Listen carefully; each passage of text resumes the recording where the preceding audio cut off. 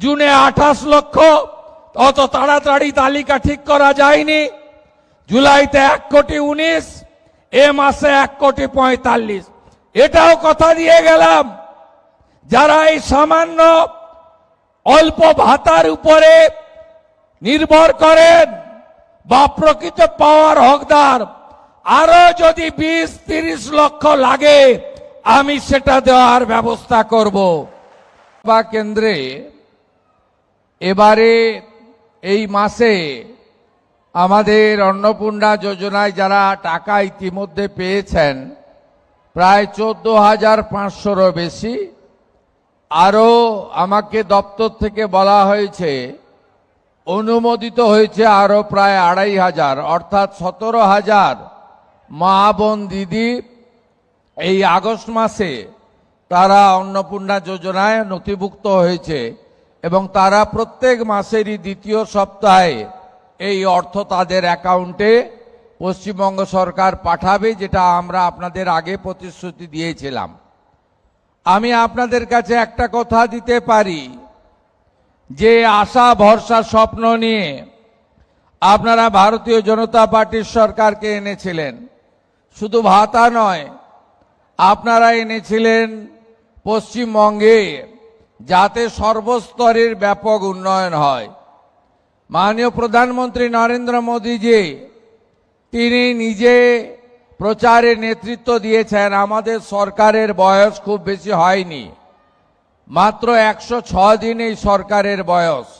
এটা এমন কিছু সময় নয়, কিন্তু আমরা জানি যে যারা ভোটে হেরে গেছেন বা যারা কোনোদিন ভারতীয় জনতা পার্টিকে মনে প্রাণে চায় না, তারা ভারতীয় জনতা পার্টির দেশপ্রেম, জাতীয়তাবাদ, ভারতীয়ত্ব এবং মোদিজির নেতৃত্বে ভারতীয় সংস্কৃতি তথা বাঙালি সংস্কৃতি এবং সনাতন সংস্কৃতি আমরা যারা বিশ্বাস করি, যেটা হারিয়ে গেছিল বাংলা থেকে, তারা চায় না আমরা এখানে মানুষের জন্য কাজ করি।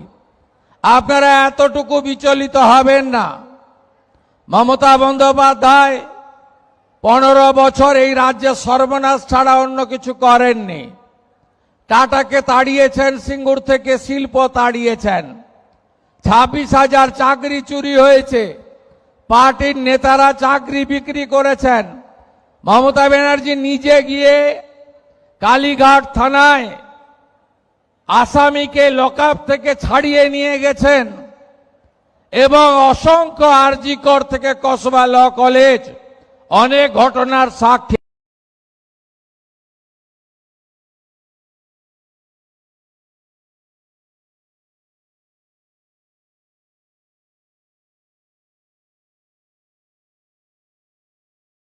এই রাজ্যে public service commission, school service commission, police recruitment board এবং নিয়োগের সমস্ত জায়গাগুলিতে দলীয়করণ এবং ক্যাডারদেরকে বসিয়ে অন্যায়ভাবে এই রাজ্যের যুবক যুবতীদের স্বপ্ন ধ্বংস করেছেন।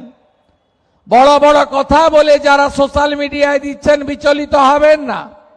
মাত্র 500 টাকা দিতে কতদিন লাগিয়ে দিয়েছিল? 2021 সালে 500 টাকা দিতে 24 সালে লোকসভা ভোটের 2 মাস আগে ওই 500টা হয়েছিল 1000 টাকা, আর বিধানসভা ভোটের 3 মাস আগে ওই 1000টা হয়েছিল 1,500 টাকা। বেছে বেছে ভারতীয় জনতা পার্টির কর্মী সমর্থকদের এবং 2019 সালে যেখানে যেখানে বিজেপি জিতেছিল সেখানকার মহিলাদেরকে তারা তাদের বিগত দিনের যে 500 টাকার লক্ষ্মীর ভান্ডার, যা প্রথমে 24 সাল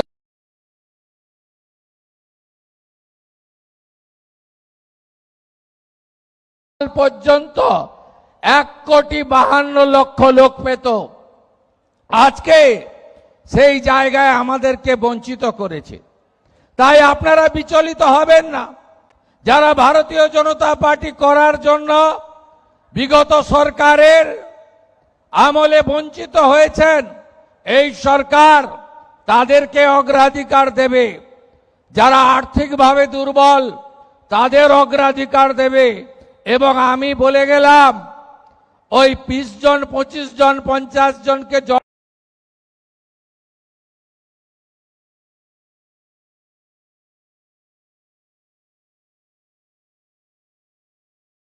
বড় করে মিডিয়ার সামনে দাঁড়িয়ে লেকচার দিলে শুভেন্দু অধিকারী মাথা নত করার লোক নয়।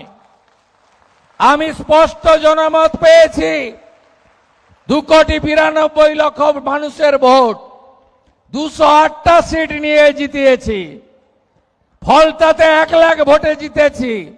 আবার নন্দীগ্রামে উপনির্বাচন, আবার রেজিনগরে উপনির্বাচন, আবার প্রমাণ হয়ে যাবে যে মানুষ নরেন্দ্র মোদীজির সঙ্গে আছে, বিজেপির সঙ্গে আছে। একটা মিডিয়া দেখছি যাদবপুর নিয়ে কেঁদে ভাসিয়ে দিচ্ছে। যাদবপুরে জানেন বন্দে মাতরম বলতে দেওয়া হয় না? যাদবপুরে জানেন জাতীয় পতাকা ওঠে না? যাদবপুরে জানেন শিক্ষা দপ্তরকে ঢুকতে দেওয়া হয় না? যাদবপুরে জানেন সিসিটিভি লাগাতে দেওয়া হয় না? যাদবপুরে এক শ্রেণীর টুকরে টুকরে গ্যাং, এক শ্রেণীর জিহাদি, যারা রাষ্ট্রবিরোধী, যারা 26শে জানুয়ারি 15ই আগস্ট পালন করে না, বন্দে মাতরম গাইতে দেয় না, তাদের পক্ষ নিয়ে যতই ওই মিডিয়ার গ্রুপ লিখুন না কেন, আমরা যাদবপুরের ভিতরে এবং বাইরে জাতীয়তাবাদকে প্রতিষ্ঠা করবই। এই সরকার ডক্টর শ্যামাপ্রসাদ মুখার্জির স্বপ্ন নিয়ে এসেছে, তার স্বপ্নকে পূরণ করার জন্য এসেছে।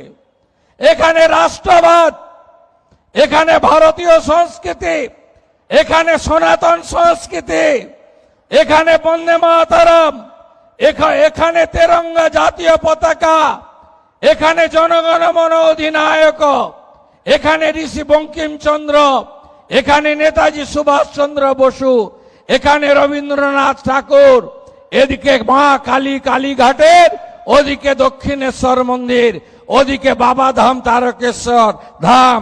এর সঙ্গে কোনো সমঝোতা আমরা করব না। 1 কোটি, কিন্তু ধমক চমক দিয়ে রিল বানিয়ে আর মিডিয়া ট্রায়াল করে আর 20 জন লোককে রাস্তায় নামিয়ে ওই হেরে যাওয়া তৃণমূল খণ্ড বিখণ্ড হয়ে যাওয়া, কে বলে আমি কালীঘাট, কে বলে আমি ঋতব, কে বলে গেলাম উত্তরে, কে বলে দক্ষিণে, ভাইপো আবার বিদেশে, পিসির ঘরে তালা চাবি লাগানো। আপনাদের এসব কোনো বুদ্ধি চলবে না। আর হঠাৎ করে জামানত জব্দ হওয়া পার্টি লালবাবুরা, যারা দিল্লির যন্তর মন্তর থেকে ডরিনা ক্রসিং আর যাদবপুরের ভিতরে ঢুকে যারা মরা কান্না গাইছেন, যাদবপুরকে রেখে তাদেরও কোনো সুবিধা হবে না। শুধু দেখতে থাকুন। আমি অনেক কঠোর কঠিন লড়াইয়ের মধ্য দিয়ে এই জায়গায় এসেছি। সিপিএম এর সূর্য যখন মধ্য গগনে, যখন 235 আসন, তখন আমি সিপিএম এর ছোট মুখ্যমন্ত্রী লক্ষণ শেঠকে তার বাড়িতে দাঁড়িয়ে হারিয়েছি 1,73,000 ভোটে। আবার তৃণমূলের মালিক, তিনি অপরাজেয় নাকি, আমাকে হারাতে গেলেন গঙ্গা পেরিয়ে মেদিনীপুরে। আমি তাকে হারিয়ে টাটা বাই বাই ফিরে যাও ওপারে পাঠিয়েছি। 21-এ চ্যালেঞ্জ করেছিল আমাকে যে তোকে হারাবো নন্দীগ্রামে, আর 26-এ আমি চ্যালেঞ্জ নিলাম আপনাকে হারাবো আপনার বাড়িতে দাঁড়িয়ে। 15,105 ভোটে আপনারা জিতিয়েছেন। ভবানীপুর হবে আদর্শ বিধানসভা। 1 লাখ গাছ লাগাচ্ছি, স্কুলগুলোকে স্মার্ট স্কুলে পরিণত করব, খেলার মাঠগুলোকে সাজাবো, পার্কগুলোকে সাজানোর কাজ শুরু করেছি এবং ভবানীপুরের প্রত্যেকটা বাড়িতে আবার একদিন আসব আয়ুষ্মান ভারতের কার্ড দিতে। 5 লাখ টাকা পর্যন্ত চিকিৎসা ফ্রি। আর যারা আয়ুষ্মানের নিয়মে পড়বেন না তাদের জন্য মুখ্যমন্ত্রী স্বাস্থ্য বীমার কার্ড দিয়ে যাব। শুধু পশ্চিমবঙ্গে নয়, ভারতের 38,000 হসপিটালে বিনা পয়সায় চিকিৎসা পাবেন। আমি আবার আসব 28 তারিখ রাখি বন্ধন আমি পালন করতে আসব ভবানীপুরে। আমি অর্থশালী লোকেদের বাড়িতে যাব না সেদিন আমি ভবানীপুরে পায়ে হেঁটে ঘুরেছি 8টা ওয়ার্ড। এত বড় বড় বিল্ডিং, কোটিপতি,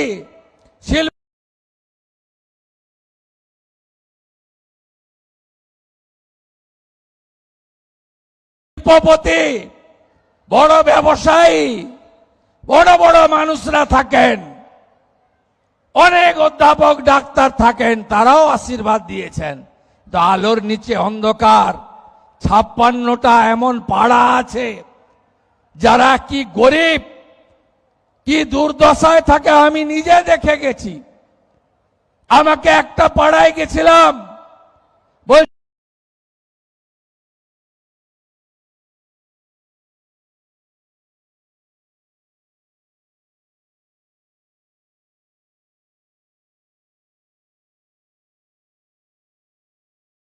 জল দেয় না, একটা নলকূপ, ওখান থেকে জল নিতে হয় লাইন দিয়ে।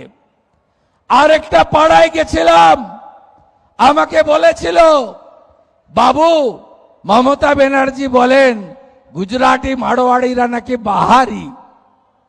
আমি উনার বাড়িতে পরিচারিকার কাজ করি, আমাকে 8,000 টাকা বেতন দেয়। এরা চলে গেলে কার বাড়িতে কাজ করব?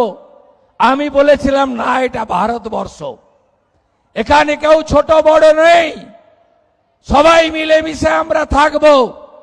এই সংকীর্ণতা, এই আঞ্চলিকতাবাদ, ভাষার নামে, জাতের নামে আমাদের রাষ্ট্রবাদীদেরকে বিভাজন করার চেষ্টা করেছিল মমতা ব্যানার্জি।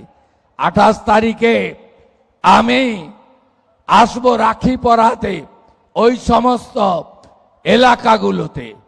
তাদের এলাকায় আমি রাখি বন্ধনের শোভাযাত্রা নিয়ে ভবানীপুরে আসব, সেদিন আবার দেখা হবে। আপনারা তেরঙ্গা যাত্রা করেছেন, 4,000-এর বেশি ভবানীপুরের মানুষ ছিল, হার ঘর তেরঙ্গা করেছেন, আমি কৃতজ্ঞ। আজকে 14,500, আমি বলতে বলতেই হয়তো ঢুকে গেছে, মোট 17,000 মা অন্নপূর্ণা আপনাদের অ্যাকাউন্টে 3,000 করে টাকা ঢুকলো ভবানীপুর বিধানসভায়। এরপরেও যদি আরো যোগ্য কেউ বেঁচে বাকি থাকে, 31 জুলাইয়ের মধ্যে আবেদন করা লোকেরা পোর্টালে গিয়ে আবেদন করুন। অনেকে পোর্টাল ব্যবহার করতে জানেন না। বিধায়কের কর্মীরা গিয়ে, মন্ডলের ভাইরা গিয়ে, ওয়ার্ডের কর্মীরা গিয়ে, মহিলা মোর্চা গিয়ে পোর্টালে নাম নথিভুক্ত করে দেবেন। একজনও যোগ্য বাকি থাকবে না। আপনারা ভরসা বিশ্বাস ভাই শুভেন্দু অধিকারীর উপর রাখবেন। সবাই ভালো থাকবেন। 17 সেপ্টেম্বর মোদিজির জন্মদিন। ওই দিন গোটা পশ্চিমবঙ্গ জুড়ে আমরা অন্নপূর্ণা দিবস পালন করব। সব জেলায় জেলায় অন্নপূর্ণা প্রাপকরা জড়ো হবে। আর আমি কলকাতাতে 1 লক্ষ অন্নপূর্ণাকে নিয়ে সেদিন সভা করব এবং মোদিজির জন্মদিন পালন করব 17ই সেপ্টেম্বর। সবাই ভালো থাকবেন, সবাই একসঙ্গে থাকবেন। আর যাদবপুর নিয়ে যারা কাঁদছেন মিডিয়াতে, জেনে রাখুন এই রাজ্যে থাকতে গেলে, পশ্চিমবঙ্গে থাকতে গেলে বন্দে মাতরম গাইতে হবে। জাতীয়তাবাদ, দেশপ্রেম, রাষ্ট্রবাদের সঙ্গে কোন আপোষ এই রাজ্যের মুখ্যমন্ত্রী করবে না, করবে না। সবাই ভালো থাকবেন। আপনারা যারা অর্থ পেয়েছেন, হকের অর্থ, তারা আমাকে সম্বর্ধনা দিতে আসবেন বলছিল দ্বিতীয়া। আমি যাচ্ছি আপনাদের কাছে সম্বর্ধনা নিতে, আশীর্বাদ নিতে। কেউ উঠবেন না, আমি যাচ্ছি আপনাদের কাছে। না জাগিলে ললনা, এ বিশ্ব জাগে না। আমরা কেউ ভারত পিতা বলি না, ভারত মাতা বলি। আপনারা না থাকলে আমরা কেউ পৃথিবীর আলো দেখতে পেতাম না। প্রণাম আপনাদের। আপনারা মমতা ব্যানার্জিকে ফেলে দিয়ে একটা গাঁয়ের ছেলেকে এমএলএ করেছেন, আর মোদিজি মুখ্যমন্ত্রী করেছেন। আপনাদের শত কোটি প্রণাম, শত কোটি প্রণাম, শত কোটি প্রণাম। বন্দে মাতরম। देवी मां दुर्गा की, देवी मां दुर्गा की, मां अन्नपूर्णा की, मां अन्नपूर्णा की, मां अन्नपूर्णा की, मां अन्नपूर्णा की, मां अन्नपूर्णा की, मां अन्नपूर्णा की जय।